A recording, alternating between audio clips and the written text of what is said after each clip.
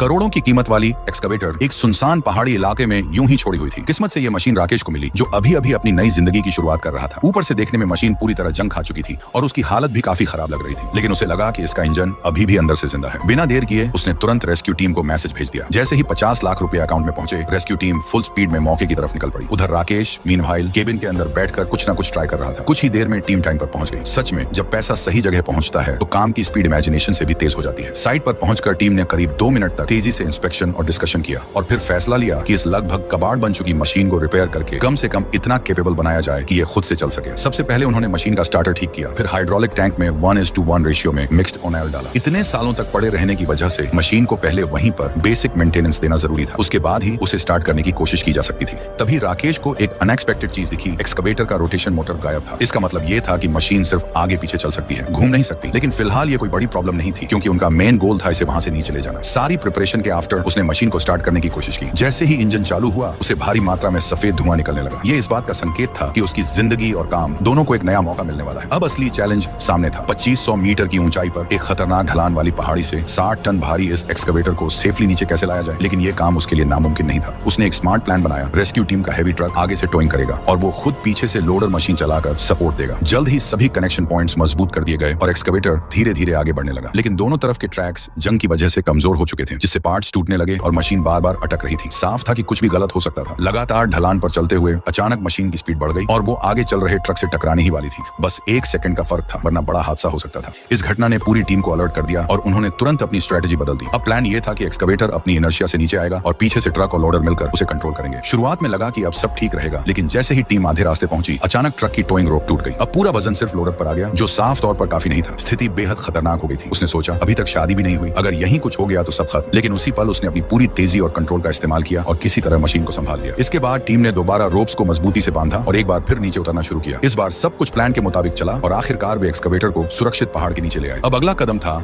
इसे वर्कशॉप तक पहुंचाना। तो आपको क्या लगता है, ये रेस्क्यू मिशन पूरी तरह सफल होगा या अभी और मुश्किलें बाकी हैं? जानने के लिए कमेंट में पार्ट 2 लिखें।